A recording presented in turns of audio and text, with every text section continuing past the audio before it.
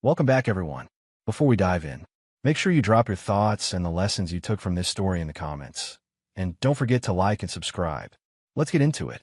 My name is Wesley Brooks, and I'm 38 years old. Second week of December, we were at the dinner table on what should have been a normal Tuesday evening. The house smelled like roasted chicken and garlic bread, the kind of simple comfort meal that usually settled everyone down after a long day. I was talking about a project deadline at work, explaining how our team was scrambling to get a systems rollout done before the end of the year, when my wife interrupted without even looking up from her plate. "Jada and I are spending Christmas and New Year with Tyrone," Tanisha said, like she was reading off a grocery list. My words stalled in my throat. I put my fork down slowly. "What?" I asked, thinking I must have misheard. She glanced at me with mild impatience. "The whole break," she said. "We leave December 23rd, back January 6th. Flights are already booked." I blinked at her, my mind trying to catch up to the casual way she said it, like she was telling me the weather report. "You are taking her to spend 2.5 weeks with your ex-husband during the holidays?" I asked, my voice quiet, too controlled. Tanisha sighed, as if I was being deliberately difficult. "He's not just my ex. He's her father, Wesley. Her actual father," she said, emphasizing each word like she was correcting a slow student. I stared at her. "I have helped raise her for 6 years," I said.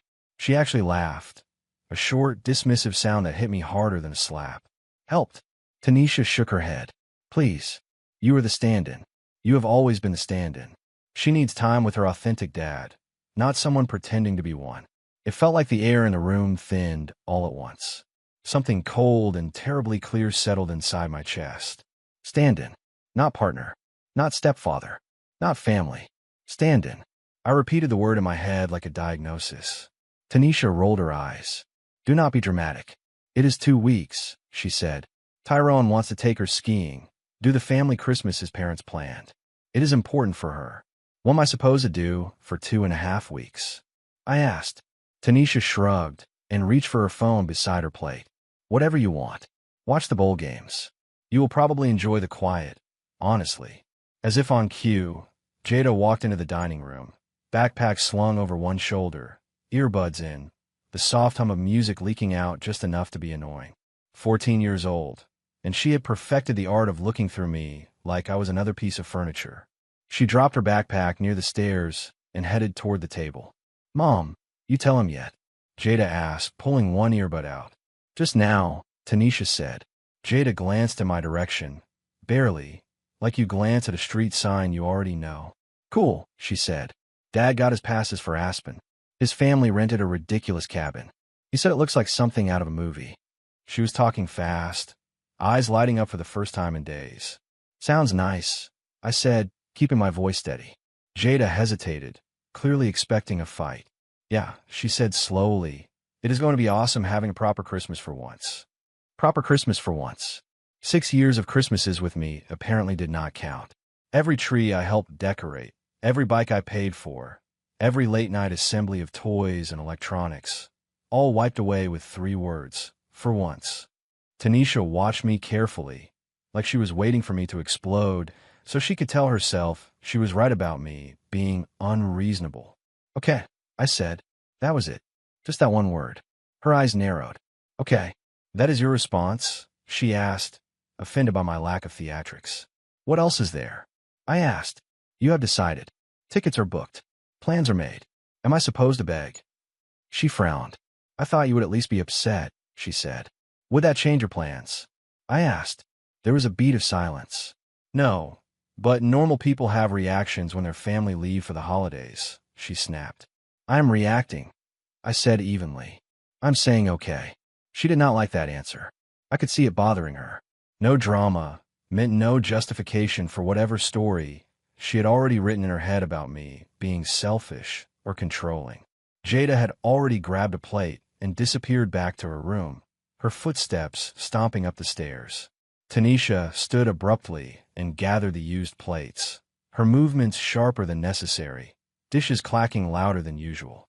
"This is exactly your problem," she said over her shoulder. "You are too passive. You accept everything without fighting. You never push back." I stood too, picked up my glass, and carried it to the sink. "You want me to fight about this?" I asked. I want you to act like you care, Tanisha said, turning to face me. I do care, I said quietly. Then show it, she demanded. You just told me I'm a stand-in playing pretend dad, I replied. What exactly should I be fighting for here, Tanisha? The privilege of being your backup, while you go play real family with Tyrone and his parents. For the first time that evening, she hesitated. Her mouth opened and closed, the words tangling on her tongue. That is not what I meant, she said finally, voice softer but not apologetic. Yes, it was, I said. And I heard you. I dried my hands on a dish towel, hung it back on the oven handle, and walked toward the garage door without raising my voice once. Where are you going? She called after me. I need some air, I said. In the garage, the quiet felt heavy but strangely clean. I climbed into my truck, shut the door, and just sat there, staring at the steering wheel for a long time. The dashboard clock glowed calmly in the dim light, utterly unbothered by the way my life had just shifted on its axis. 6 months earlier, I had received a job offer from our company's new Honolulu office, 18 months minimum, with a permanent option, 32% salary bump, relocation covered. I had turned it down 3 times, because we were building a family here. Because uprooting would be too hard on Jada. I pulled out my phone and scrolled through my emails until I found the thread. There it was, Honolulu Systems Director role, follow-up. They had emailed 3 times asking me to reconsider, saying I was their top candidate, that my experience with complex infrastructure projects was exactly what they needed to get the new office fully functional.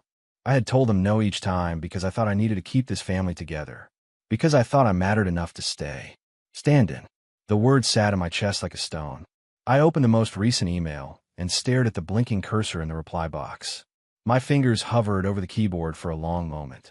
I thought about Jada's face lighting up over Tyrone's ski passes, about Tanisha laughing when I said I had helped raise her daughter, about being told I was pretending to be a father. Then I started typing. No anger, no dramatic wording, just a simple, professional response saying that my situation had changed and I was ready to accept the position if it was still available. I read it twice, added a line about being able to relocate quickly before year end, then hit send before I could second-guess myself. When I came back inside, Tanisha was on the couch, scrolling through her phone. Her face was lit by the blue glow of the screen, features relaxed in a way they had not been a few minutes earlier. She was probably texting Tyrone about mountain conditions or sharing pictures of ski cabins. I'm going to bed, I said. She did not look up. Fine, she replied, thumbs still moving. I stood there for a second longer, waiting for some flicker of awareness, some hint that she realized something had shifted.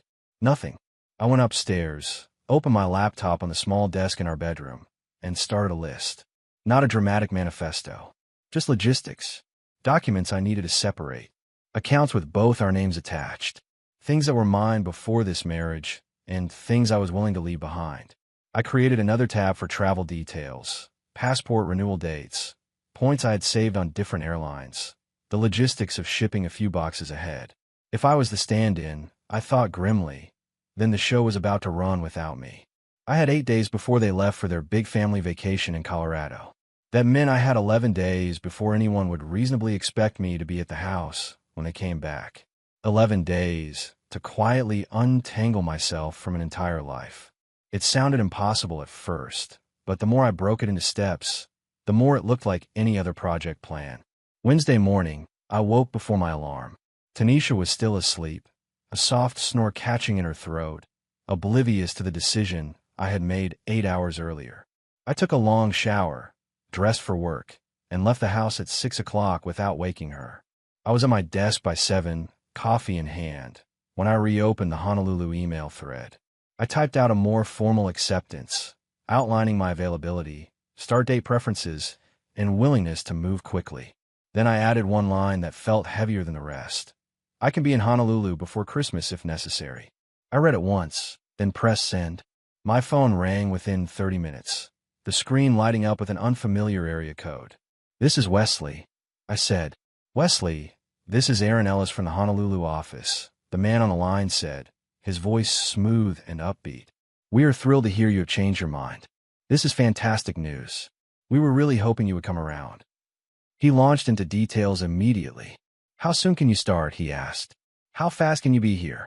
I stared at my computer screen, at the open spreadsheet that suddenly felt like it belonged to another lifetime. How fast can you process everything on your end? I asked. It is a domestic transfer, so paperwork is straightforward, he said. We can expedite relocation approvals if we have a firm commitment. You have a current passport in case you need one for identification, yes? Current, I said. Perfect. We will handle relocation costs, temporary housing for the first month, and shipment of essential belongings. The whole package. Honolulu is incredible, Wesley. I think you will like it here. I let out a slow breath.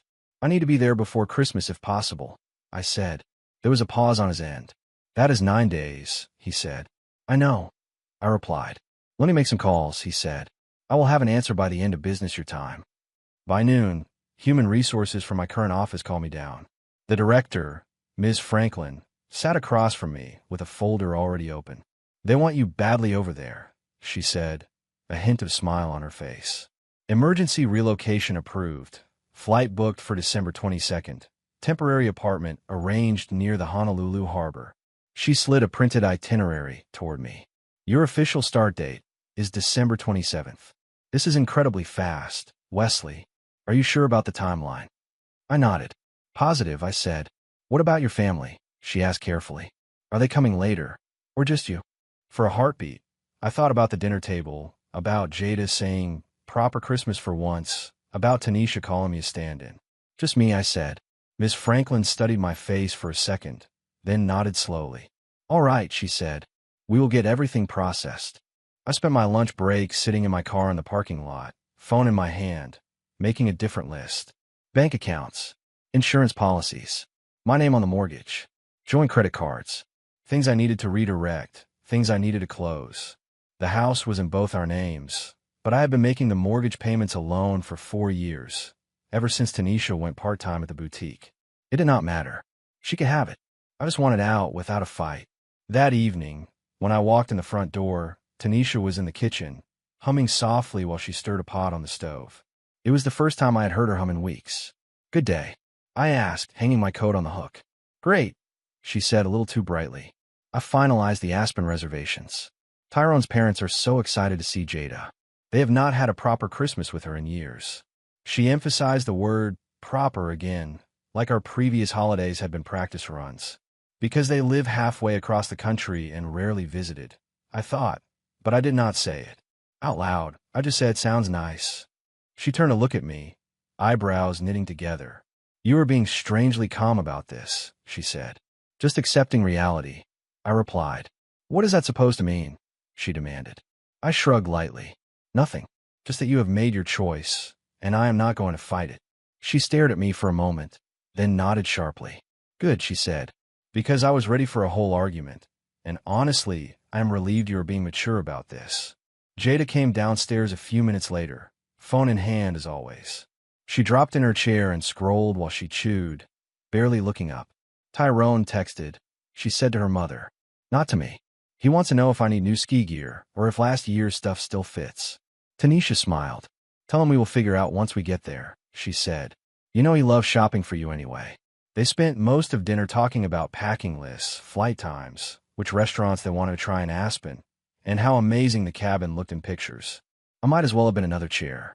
I answered a couple of basic questions Jada tossed my way, about how to layer clothes in cold weather, about whether Denver's airport was really as big as people said, but she did not linger on any response.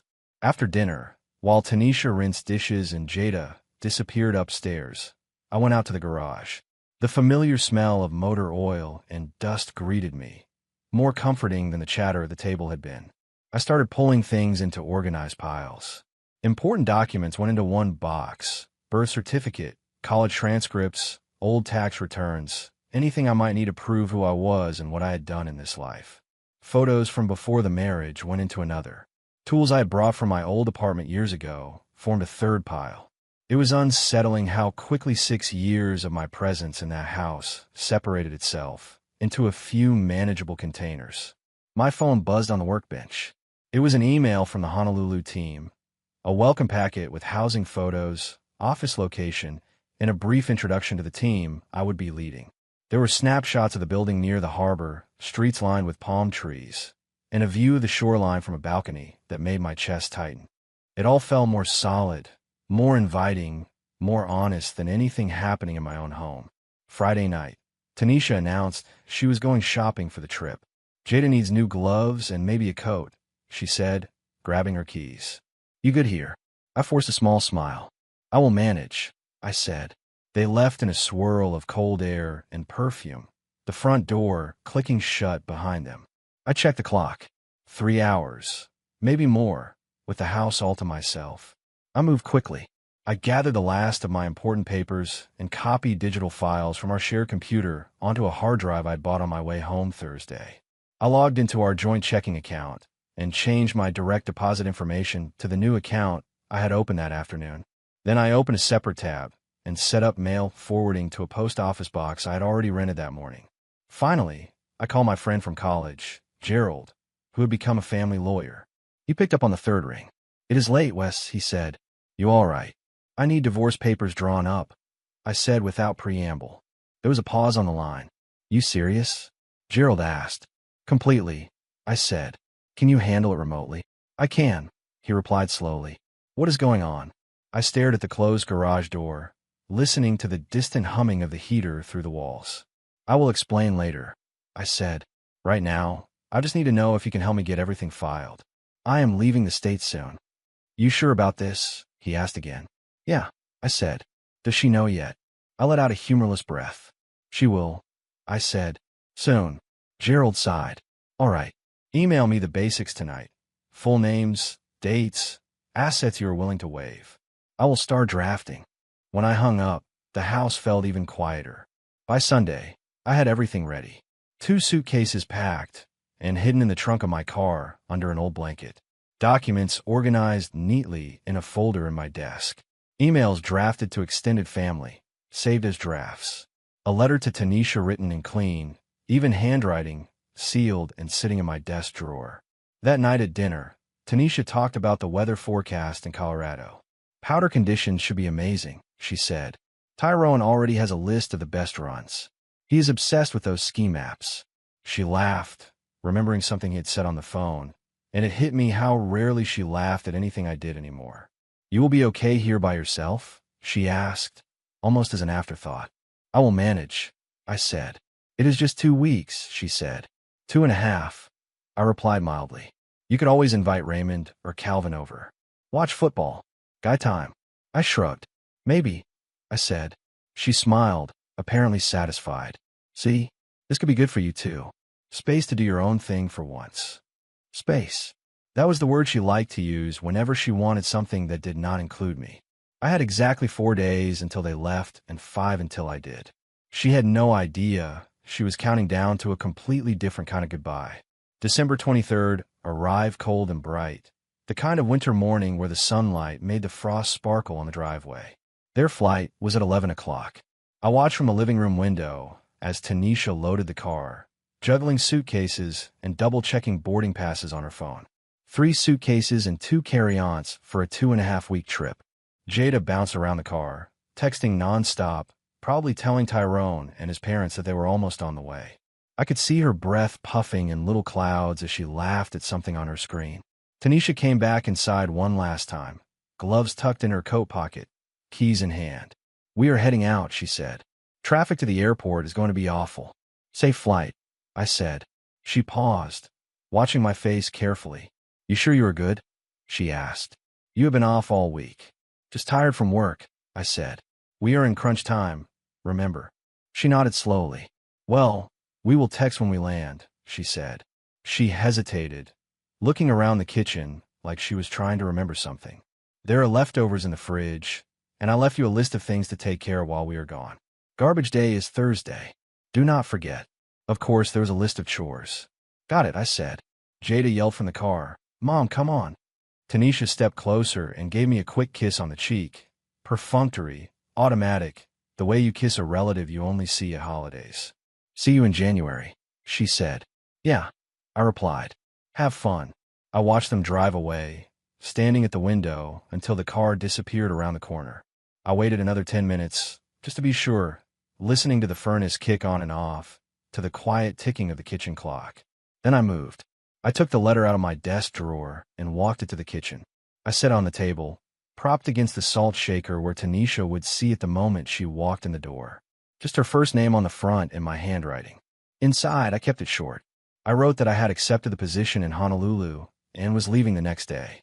I wrote that the house was hers, that I would sign whatever documents were needed to transfer it fully to her. I wrote that a lawyer would be in touch about divorce paperwork. Then I wrote one more line that summed up the entire thing. This is not anger. It is just done. You made it clear where I stand, and I am not standing there anymore. I hope Jada has a great time with her authentic family. Take care. No dramatics. No accusations. Just facts. I did one final walk through the house, room by room. Utilities were still on auto-pay from my account. I planned to cancel those after I landed in Hawaii. The mortgage was current through January. She would have to figure out February on her own. I had already shipped 2 boxes of personal items to the Honolulu office, labeled and insured. Everything else I needed fit in the 2 suitcases sitting by the front door. My phone buzzed. A text from Tanisha, landed in Denver. So excited. Jada says hi. Jada definitely had not said hi, but I typed back, great. Enjoy. That was it. I had 3 days alone in that house before my flight. I spent them systematically. I changed every password I could think of. Email, banking, cloud storage. I removed my name from joint accounts wherever possible and withdrew my portion from the ones I could not immediately separate. I called the credit card company and removed Tanisha as an authorized user for my personal card. I filed the official mail forwarding order. I sent the drafted email to my family, explaining that a career opportunity had come up in Honolulu and I would be out of state for a while. I wrote that I would be in touch once I was settled. My brother, Leon, called within 10 minutes. Honolulu, he said, not even bothering with hello. When did this happen? I stared at the half-packed suitcase on the bed. Recently, I said. And Tanisha and Jada are just fine with you leaving like that? He asked. They are in Colorado with Tyrone's family for the holidays, I said. Seemed like good timing. There was a long pause. I could almost see him rubbing a hand over his face the way he did when something did not sit right. Man, what is going on? Leon asked. This does not sound like you. I swallowed. Just a change, I said. I will explain later. I still have a lot to do. He did not push, which I appreciated, but his silence told me he knew there was more to the story than I was saying. Christmas Eve, the house felt hollow. I ordered Chinese food, ate it on the couch while some forgettable holiday movie played in the background. The tree lights blinked steadily, casting colored reflections on the dark window. My phone stayed mostly quiet. Every so often, I would open social media and see Tanisha's posts. Jada on skis, bundled up and grinning. The mountain lodge with its giant fireplace. Tyrone's parents smiling with Jada between them, arms around her shoulders. A big, happy family. I was not in any of the photos, not even mentioned in the captions. Stand-in did not make the Christmas card. Christmas morning, I finished packing, threw out everything perishable from the fridge, and set the thermostat to the minimum temperature that would keep the pipes from freezing. That night, Tanisha finally called. Hey, she said, like this was any other trip. Sorry we have not called. It has been crazy. Jada is having the best time. I leaned against the counter and looked around the dim kitchen. How was your Christmas? She asked. Quiet, I said. You should have gone to your brother's, she said. I am good, I replied. Well, we are all thinking of you, she said. In the background, I heard laughter, clinking dishes, and Tyrone's voice saying something I could not quite make out. Okay, got to go. We are heading to dinner. Talk soon. She hung up before I could respond. I stared at my phone for a second, then set it face down. 6 years. Jada had been 8 when I met Tanisha. I had helped with homework, attended school concerts, sat through parent-teacher conferences, and paid for dance classes. I had spent entire weekends on projects Jada needed for school, painting posters and building models. None of it mattered in the end. I had always been temporary in their story, whether I realized it or not. December 26th. 4 in the morning, I loaded my car in the dark. The neighborhood was quiet, the streetlights casting long shadows on the frosted lawns. I left my house key on the kitchen counter next to the letter, then locked the door from the outside with the spare key. I slid that one through the mail slot. Final. At the airport, I checked 2 bags and kept one carry-on. The boarding pass in my hand said Honolulu. I watched families gather at the gate, Kids bouncing, parents juggling bags and snacks and jackets. I felt strangely detached, like I was watching someone else's life unfold. When the boarding call came, I walked down the jet bridge without looking back at the terminal windows. The flight was long, hours of clouds and sky and quiet. I slept in short stretches, waking up every so often to the low murmur of the cabin, the glow of overhead lights, and the realization that there was nothing tying me back to Ohio anymore. By the time Tanisha and Jada came home, I was nearly 5,000 miles away. January 6th, 3 in the afternoon, Tanisha's key turned in the lock. The house was cold. She noticed that first. The thermostat was turned down low. "Hello," she called out, dragging her suitcase inside. Jada came in behind her, shivering and complaining about the temperature. "Why is it freezing in here?"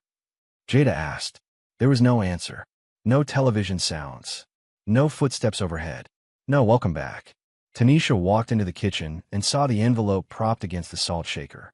Her stomach dropped before she even picked it up. Something about the way it sat there, plain, still, waiting, felt wrong. She tore it open, read it once, then again, then a third time, her hand starting to shake. "Mom, why is it so cold?" Jada called from the living room. Tanisha could not answer. The word Honolulu blurred in front of her eyes. Divorce. Done. Gone. No, no, no. Tanisha whispered, her throat tight. She grabbed her phone and dialed my number. The call went straight to a recording that said the number had been disconnected.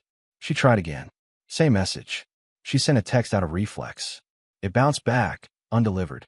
"What is happening?" she muttered, heart pounding. "Mom." Jada appeared in the doorway, still wearing her coat, cheeks pink from the cold outside. "What is wrong?" Tanisha forced her voice to steady. "Nothing," she lied. "Go upstairs and unpack. I will turn the heat up." "But," Jada started. "Now, Jada," Tanisha said, sharper than she intended. Jada rolled her eyes and stomped up the stairs, but the worry was written all over her face. The moment Jada was out of sight, Tanisha moved through the house in a frenzy. Our bedroom closet was half empty. My side, where my shirts and suits used to hang, was mostly bare. The bathroom counter no longer held my razor or shaving cream. The home office desk drawers, once full of my papers and gadgets, were emptied out. She grabbed her phone and dialed my work number. It rang 3 times, then went to a generic voicemail. She hung up and called the main office line instead. "Hi, I am trying to reach my husband," she said quickly when the receptionist answered. "He works in infrastructure. His name is Wesley Brooks." "One moment," the receptionist said. There were clicking sounds as she checked the system. "I show that employee as relocated," she said. "I can transfer you to Human Resources if you would like." "Relocated where?" Tanisha demanded. "I do not have that information, ma'am," the receptionist said calmly. "Would you like Human Resources?" "Yes," Tanisha snapped. Hold music filled her ear for what felt like an hour before a polite woman picked up. "This is Ellen in Human Resources," she said. "How can I help you?" "I'm calling about my husband," Tanisha said, her voice shaking. "I was told he relocated. I need to know where." "I can confirm he accepted an out-of-state transfer," the woman said carefully. "I cannot provide details about employee relocations without their consent." "Out of state where?" Tanisha pressed. "I really cannot discuss employee information," Ellen said. "If you need to reach him, I would suggest contacting him directly." "His phone is disconnected," Tanisha said. "I'm sorry, ma'am," Ellen replied. "I cannot help with that. Is there anything else I can do for you today?" Tanisha hung up without answering. She scrolled through her contacts frantically and called Leon. The call went to voicemail. "Hey, it is Tanisha," she said, trying to breathe. "I just got home and Wesley is gone. Like gone. The house is half empty, and he left a letter saying Honolulu and divorce, and I do not understand what is happening. Call me back immediately." She hung up and called Raymond next. He answered on the 3rd ring. "Hey," he said, sounding distracted. "Yeah, I heard he took a job out of state. Did not give me many details, honestly." Tanisha's grip tightened on the phone. "When did he tell you this?" she asked. "Week or so before Christmas," Raymond said. "Said it was sudden, but a good opportunity." Her voice rose. "And you did not think to mention it to me?" There was a pause. "I figured you knew," Raymond said. "You are his wife." Tanisha hung up on him before he could say anything else. Panic was roaring in her ears now. She returned to the kitchen and read the letter again. The house is yours. Lawyer will be in touch. It is just done. Her phone rang. Leon calling back. She snatched it up. What is going on? He asked immediately.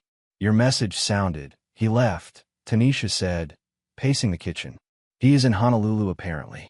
Did you know? Leon hesitated. He mentioned a transfer opportunity, he said slowly. I did not realize he had decided for sure. He called on Christmas Day and said he was taking it.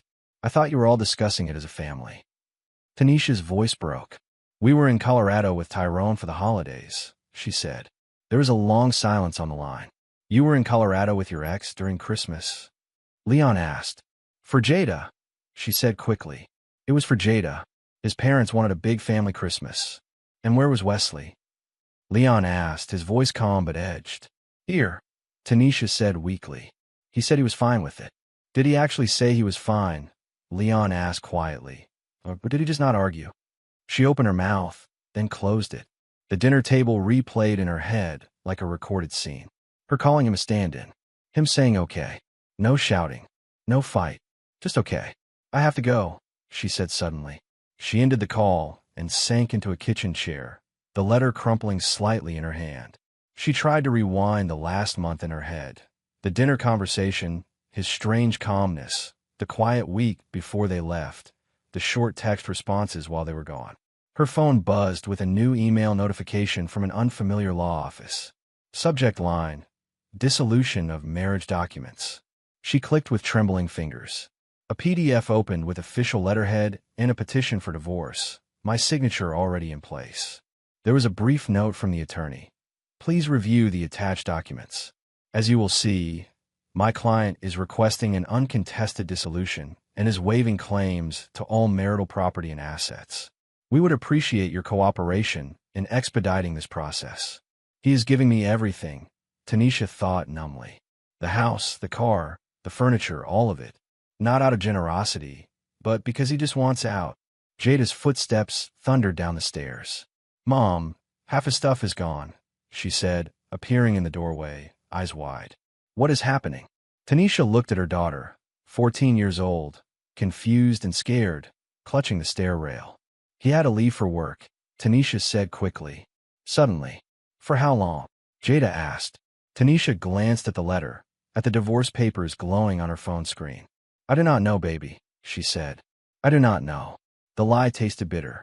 Over the next 2 weeks, reality hit harder, every day. The mortgage payment bounced. Tanisha stared at the bank notification on her phone, not understanding at first. Insufficient funds. But the account always had money. Wesley always handled it. She checked the balance.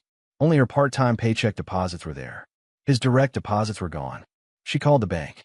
The representative confirmed that Wesley had withdrawn his portion and closed his linked accounts in late December. But we need that money for the house payment, Tanisha said. I understand, ma'am, the representative said. But if it is a joint account and he removed his funds, that is within his rights. You will need to make alternative arrangements. Alternative arrangements with what money? Tanisha had been working part-time at a boutique for 3 years, 20 hours a week. Her income barely covered her personal expenses and Jada's small extras. She had always thought of it as fun money, something to keep her busy. Wesley covered the mortgage, utilities, most of Jada's school and activity expenses. As she went through the bills, the full picture came into focus. The internet bill, once on his autopay, had failed. The car insurance, tied to his account, bounced. The joint credit card she tried to use for groceries was declined at the register. Tanisha stood there in the store, cheeks burning, while the cashier waited silently and the line behind her grew longer. She paid with what little she had in her personal checking and left with half of what she planned to buy. That night, she called Tyrone. I need help, she said as soon as he answered. Financial help. Just temporary, until I figure things out. What happened to Wesley? Tyrone asked, his tone cautious. He left, Tanisha said. He is in Honolulu. Some big promotion. He emptied the accounts tied to him, and I cannot cover the mortgage right now. Honolulu, Tyrone repeated. When? Right after we got back from Aspen, she said. There was a long pause. And you did not see this coming? He asked. No, Tanisha said, her throat tightening. He left a letter and disappeared. What did the letter say? Tyrone asked. She could not bring herself to repeat the line about the stand-in, but the words bounced in her skull anyway. He had been done. Done with the marriage. Done with everything. That he was done, she said finally. Done with this. That he hoped Jada had a great time with her authentic family. Tyrone sighed. Look, I already pay child support, he said. I cannot take on your house payment too. That is not my responsibility. I'm not asking you to buy the house, Tanisha said quickly. Just a couple of months to get back on my feet. You will figure it out, Tyrone said. Get a better job. Sell the house if you have to. I have got to go. Jada can call me anytime. You know that. But your money problems are not mine. He hung up. Jada started asking more questions Tanisha could not answer. Why did he leave?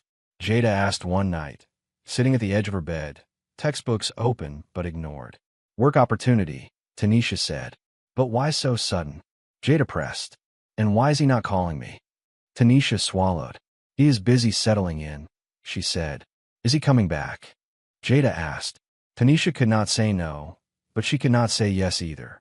I do not know, honey, she whispered. Jada's shoulders slumped. Over the next few weeks, she got quieter. She stayed in her room longer, stopped talking about friends as much, and her grades slipped. The school counselor called Tanisha one afternoon. Jada seems withdrawn, the counselor said gently. Is everything okay at home? Tanisha stared at the stack of unpaid bills on the kitchen table. We are going through some changes, she said, but we will be fine. Even as she said it, she knew it was not true. Desperate, she tried to contact me through the lawyer. She sent an email asking if we could talk just once, voice to voice, to figure out a way forward. 3 days later, the response came back, formal and brief. My client has made his position clear. He is requesting an uncontested divorce and has waived all property claims. He asks that you respect his decision and sign the documents so both parties can move forward. Regarding your stepdaughter, he wishes her well, but believes it is best for all involved to make a clean break. Clean break. After 6 years. The phrase knocked the breath out of her. Tanisha tried a different approach. She had Jada write a letter, a genuine one, where Jada actually seemed to let her guard down. The teenager wrote about how quiet the house felt, how she was sorry if she had seemed rude sometimes, how she missed his corny jokes, and the way he always remembered her favorite snacks during grocery runs. Tanisha mailed the letter to the lawyer's office with a pleading note asking him to forward it. 2 weeks later, the envelope came back, marked not forwarded, with a short note from the lawyer tucked inside. My client received the letter, it said. He asked me to convey that he cares about Jada's well-being and hopes she thrives. But he believes continuing contact would only make the transition harder for everyone. He is moving forward with his life and respectfully requests that you both do the same. Tanisha read the note 5 times, then crumpled it and threw it across the room. The paper bounced off the wall and landed near the pantry. Jada walked into the kitchen just in time to see it flying. What is that? Jada asked, frowning. Nothing, Tanisha said quickly. Was it from him? Jada pressed. Jada, go to your homework, Tanisha said, her voice too sharp. Did he not want my letter? Jada asked quietly. It is complicated, Tanisha said, rubbing her temples. Jada stared at her. He does not want us anymore, does he? She asked. The truth Jada saw at 14, Tanisha had taken months to fully admit to herself. It is not about wanting, Tanisha started, but Jada shook her head. He called you out on something, Jada said, and instead of fixing it, you just assumed he would stay anyway. Then he left. Tanisha's mouth fell open. Adults are complicated, she said weakly. No, Mom, Jada said, voice steady. You were complicated. He was pretty straightforward, actually. Then Jada went upstairs and slammed her bedroom door. Tanisha sat alone in the kitchen, surrounded by unpaid bills, and signed divorce papers, and the returned letter. She pulled out her phone and opened social media. My account was gone, deactivated or blocked. She could not tell. She searched for me on LinkedIn instead. My profile came up, updated and polished. Systems Director, Honolulu office. New city, new title, new life. It was like the 6 years in Ohio had been erased with a few clicks. Her phone buzzed again. This time it was the mortgage company. Second notice. If payment was not received in 7 days, they would begin foreclosure proceedings. Tanisha looked around the house I had signed over to her, the house she could not afford alone. Everything was falling apart, I was thousands of miles away, completely unreachable. 3 months in Honolulu. I had finally stopped checking my phone, expecting messages from a life that no longer existed. The apartment was small, a furnished one-bedroom on the 10th floor of a building in downtown Honolulu. If I stood on the balcony and leaned slightly to the left, I could see the harbor and the distant curve of the shoreline. The furniture was basic but clean. There was no history embedded in the walls, no photos of someone else's family on the mantel, no ghosts of old arguments clinging to the corners. Work kept me busy. The team welcomed me quickly. They had been drowning in half-finished projects, and I brought order, timelines, and a way to fix things one step at a time. People appreciated that. The thing I noticed about the people here was that they did not pry. They asked where I was from, what I liked to do on weekends, which food spots I tried so far, but no one asked why I had uprooted my life on short notice. It was a relief. I became friends with a guy named Lamont in accounting. He was loud in a warm way, always ready with a joke at the coffee machine. 2 weeks earlier, he had invited me to a weekend barbecue at his family's place near Ala Moana Beach Park. "You cannot live here and not come to at least one proper cookout," he had said. I went unsure what to expect. His wife, Rochelle, greeted me at the door like I was a cousin she had not seen in a while. Their kids ran in and out of the small yard, chasing each other and laughing. Some neighbors stopped by with side dishes. There was music playing low in the background, someone arguing good-naturedly about football near the grill. It felt like normal life, the kind I had always wanted. Easy, steady, full of small, simple moments that did not require constant proving. No one there knew I had once been called a stand-in. No one needed to. For them, I was just Wesley, the new guy from Ohio who worked in systems and needed to try the ribs before they were gone. One afternoon during my lunch break, my phone rang. The number was unfamiliar, but the area code told me it was from back home. I almost did not answer. Then I did. "Hello," I said. On the other end, I heard heavy breathing, then Tanisha's voice, shaky and small in a way I had never heard it before. "It is me," she said. I closed my office door and sat down at my desk. "How did you get this number?" I asked. "I called your old office," she said. "Told them it was a family emergency. They patched me through." Family emergency. The phrase landed with a dull thud. "What do you need?" I asked. "We need to talk," she said. "About everything. About what happened. About Jada. About us." "There is nothing to talk about," I said. "The divorce papers are straightforward. Sign them." "I cannot just sign away 6 years like it meant nothing," she said. "You already did that," I replied. December 14th. At the dinner table. There was silence. I could almost hear that moment replaying for her the way it so often had for me. "I did not mean it like that," she said finally. "Yes, you did," I said. "And I'm not going to argue about what you meant versus what you said. You were clear. I heard you. And I left." Her voice rose. "You did not leave," she said. "You abandoned us." Something sharp twisted in my chest, but I did not let it show in my words. "Us?" I asked. "Jada has her authentic dad. You made sure I knew I was just filling space, so I stopped filling it." She started crying. "She is struggling," Tanisha said. "Her grades are down. She barely talks to me. She keeps asking about you." I closed my eyes for a moment, then opened them again. Outside my window, the sky was bright and cloudless. "Then maybe you should talk to her actual father about it," I said. "He is useless," she said angrily. "He does not help with anything real. He never did. Not my problem anymore," I said quietly. "How can you be so cold?" she asked. "You helped raise her. You were there every day." "As a stand-in," I said. "Your words, not mine." "I was angry when I said that," she sobbed.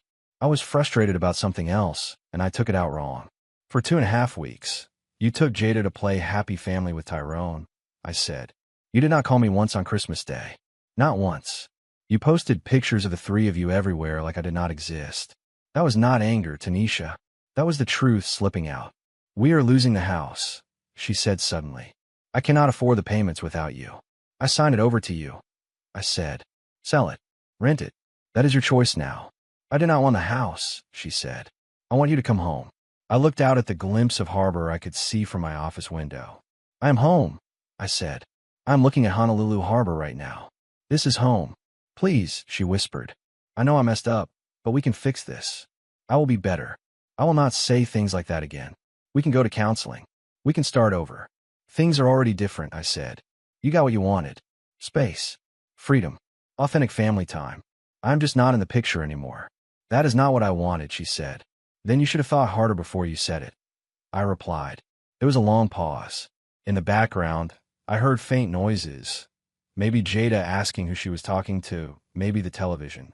The lawyer said you will not do any contact with Jada, Tanisha said softly. She wrote you a letter. I know, I said. He told me. And you sent it back, she said. You could have at least written her a response. She is 14. Continuing contact would be confusing for her, I said. She will adapt. Kids are resilient. You are punishing her for my mistake, Tanisha said.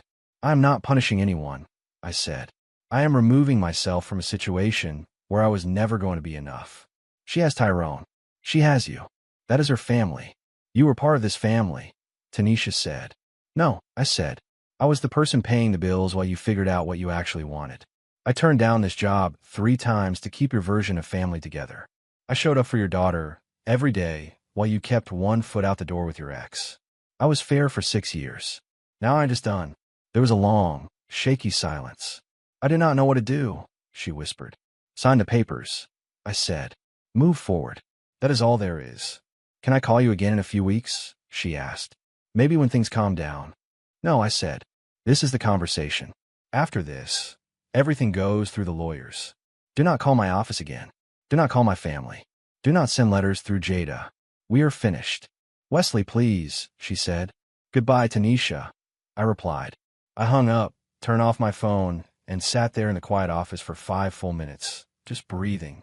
Then I went to the restroom, splashed cold water on my face, stared at my reflection until my heartbeat slowed, and went back to work.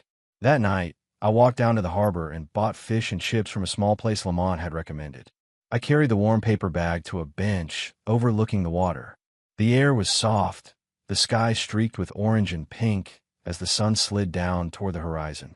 Boats moved slowly across the harbor, their lights flickering on one by one. My phone was still off in my pocket.